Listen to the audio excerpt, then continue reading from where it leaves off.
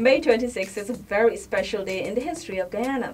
All across the country, the day is observed with flag raising, singing of the national anthem, and patriotic songs, parades, speeches by the president, government ministers, and regional chairpersons.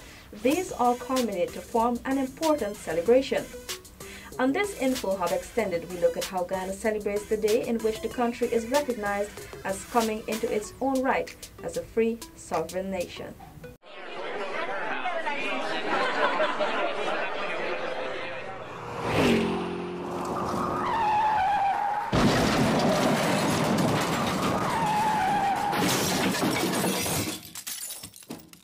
It was on May 26, almost 52 years ago, the country was liberated from British colonial rule by our independence heroes. This freedom was achieved through intense efforts, brave struggles, and the sacrifices of lives. Hence, we celebrate our Independence Day every year as the most priceless achievement of our nation, a free Guyana. On the eve of Guyana's first independence from Great Britain, the country was gripped by a sense of jubilation and anticipation. Among many Guyanese who were there and recall the day leading up to the evening of May 25, 1966, is Francis Kwamina Faria. My parents, my siblings, we were all prepared and preparing to be down at the National Park. At that time, it wasn't called the National Park. It was known as the Queen Elizabeth Park. Of course, that name was given during the colonial times. So the entire day couldn't go fast enough for us to get down to the National Park, the then Queen Elizabeth Park, to see all the official happenings. Those were the celebrations during the day. Francis Faria continues his recollection on what took place on the night of May 25, 1966, an occasion filled with expectation, pomp, and ceremony.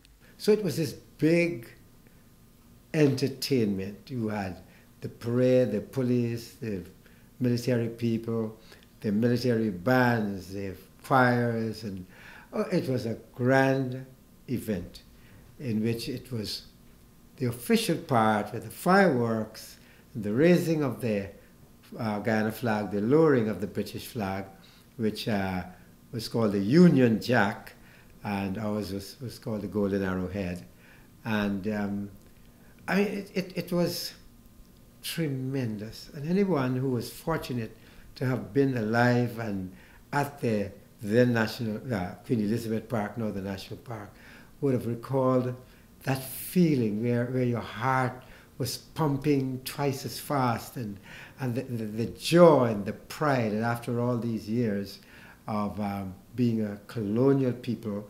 Alan Fenty was then a 21-year-old man preparing to get married. That night I took the National Park. Another irony is I think they call it the Queen Elizabeth National Park. Before that, it was the Golf Ground. And ordinary Guyanese couldn't go there, Georgetown National Park. You know, you couldn't get in there long ago. No, the white people used to play golf. And you couldn't get in there except to search for the balls and so on. But then Burnham said, Queen Elizabeth National Park, after our head of state, who was the Queen still, although we were becoming independent. So that night, thousands upon thousands all across the country, and you had the midnight hour, and Lieutenant Colonel he was, Desmond Roberts, lowering and raising the Golden Arrowhead. A then 19-year-old Wim Boy, who is now Guyana's Prime Minister, reflects on that historic night of May 25th.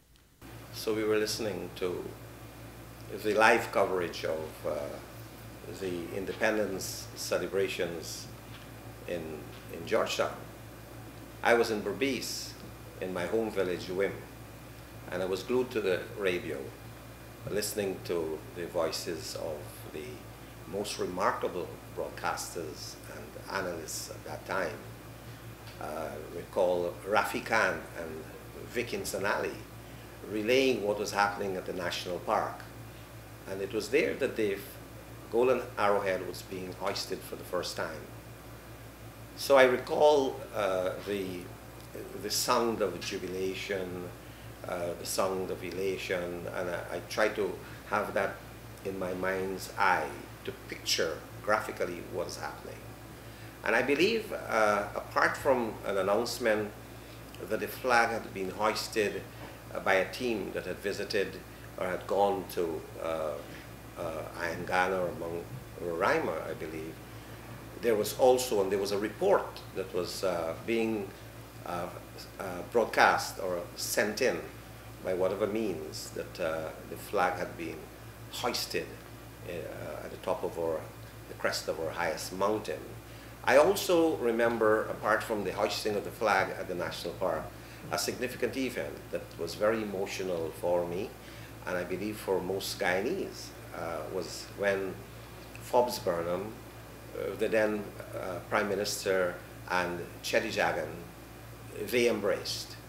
And I believe that the embrace between those two nationalist leaders had become symbolic of the unity we wanted to see in Guyana among our people.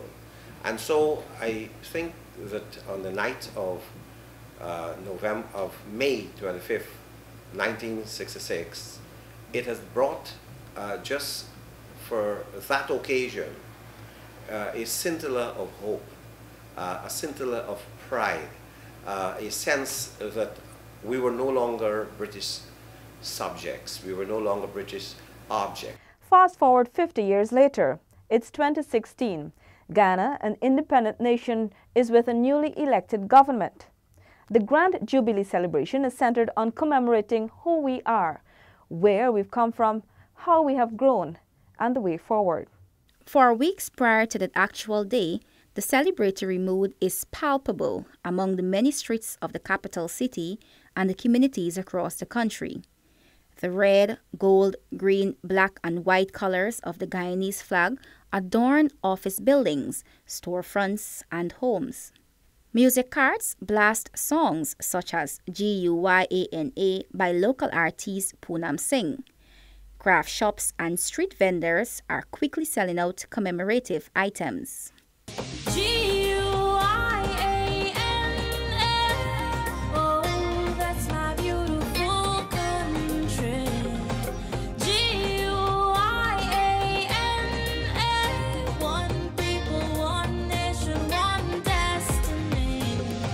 Many Guyanese who have resided overseas for decades also returned to celebrate the nation's 50th anniversary. The grand celebrations included film festivals, the launch of Guyana Fashion Week, steel pan competitions, and a 4-day Jubilee Festival showcasing Guyana's musicians, cuisine, and cultural diversity. The culmination of the 6-week-long celebrations is the flag-raising ceremony, attended by significantly more than 20,000 people on the eve of May 26. The largest golden arrowhead, measuring 65 times 36 feet, was hoisted using a mechanical winch on the tallest flagpole, reaching a height of 150 feet above ground. The flag weighs 70 pounds.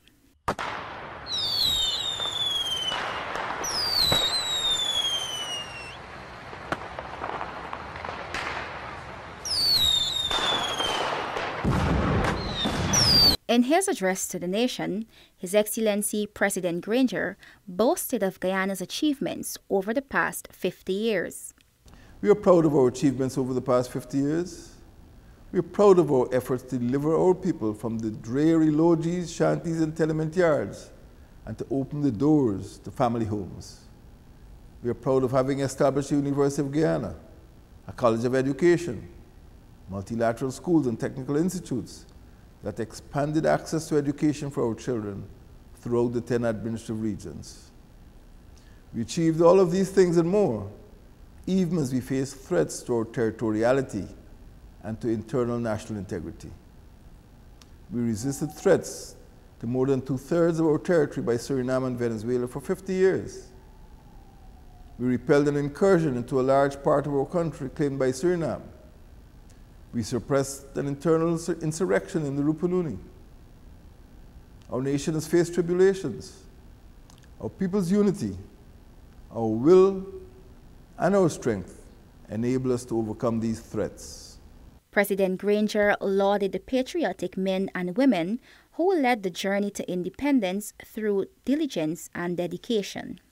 Guyanese today pay tribute to their leaders who had the vision to have guided and the endurance to have sustained the nation during these past 50 years.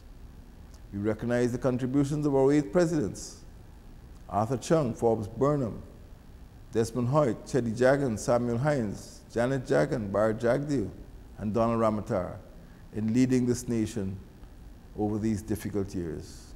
Guyanese today pay homage to their heroes and honors their cultural, sporting, and academic heritage on this 50th anniversary of independence. Independence has vested the duty to protect Guyana nation and to pursue the best interests for all generations. It came with the responsibility to lay the building blocks of sustained national human development. The head of state committed to realizing developments in Guyana. Guyana's economy will be enriched by the discovery of petroleum. We look forward to preparing our people and the economy for the exploitation of this rich resource. We shall create a sovereign wealth fund to ensure that all generations benefit from the gains that are expected to flow from this discovery. Our national economy must be reshaped to reduce our dependence on the 6 sisters: bauxite, fish, gold, rice, sugar, and timber. Guyana's economic policy over the next 4 years will be determined by the transition to greater value-added production. Independence engendered expectations that the inequalities which characterize colonial society would be eradicated. We have made progress in ensuring greater opportunities for our people. We will continue to demolish class and geographic inequalities, especially between coastland and hinterland, between urban and rural communities. On May 26, 2016 itself, the excitement continues. A Jubilee float parade featuring close to 30 costume bands depicting Guyana's culture, national colors, and history lasts well into the evening, and thousands of Guyanese flocked the streets of Georgetown from Stabroek Market Square to Jubilee Park to witness and participate. This is our year of Jubilee, and the Ministry of Social Protection, we're out here 100+ strong, because where there's unity, there is strength, and we need unity in order to go forward to achieve the things that we need to achieve. It's exciting. This is even better than 50 years ago. I was there 50 years ago, I'm here now, and this is the first time we've seen such a united set of action. Every single race is here today. Oh my God, I'm proud. I'm a Guyanese, so I'm definitely proud to be a part of, Social Protection's band. When Guyana gained its independence, most Guyanese were teenagers, but say they understood why the country's struggle for sovereignty was so important. I'm back for this 50th, and I feel nice because I can remember when the Queen came to Guyana, and then coming back home in the years ago. It was so terrible. The place was nasty, and I feel nice coming and see the country so clean and everybody just together. And the float is very nice, and I like last night flag raising ceremony. It's been a great experience so far coming back home. We came back a few years ago with the new government in place. The place has been cleaned up. It looks great. Everybody's got, this feeling of rejuvenation. I'm loving it, loving it, loving it. And I think the celebration is really nice. After 47, I'm 47, and after 47 years, I've been free as a Guyanese. This is a really, really exciting event. I'm glad I get to be here for this. I've also been here for 2 years, and I'm going to be leaving soon. So I'm really glad I got to share the independence, to see the beautiful parades and glitter and everything, and share it with Guyana before it's high time to go. I'm enjoying it. I'm loving the costumes. This year, the country is celebrating its 52nd anniversary. Guyanese are getting ready for the traditional flag raising and display of patriotism. They're also preparing for the inaugural Guyana Carnival. This event is not to be confused with Mashramani, celebrated in February, which observes Guyana's Republic Day. The idea stemmed from Guyana's big 50th independence celebrations held 2 years ago. There was a huge spike in tourism and much anticipation for celebratory events. Organizer for Guyana Carnival, Kerwin Bullers, said the event is a plus for Guyana. with Guyana, we're very unique in our own way. I think we're very diverse in terms of culture, and I know for sure that that's what Guyana Carnival is going to do, to expose our really good diversity, our food, our culture. Guyana Carnival was heavily marketed and promoted around the Caribbean, Europe, and in North American countries. The event is expected to provide a major economic boost and expose more business ventures to all things carnival related, such as costumes, makeup, transportation, food, accommodation, and especially the local music industry. The theme for Guyana Carnival 2018 is Genesis, which means the beginning, reflecting the start of something new and fresh for Guyanese and many around the world to participate in. Festivities, which began on May 18th, stretches to May 27th.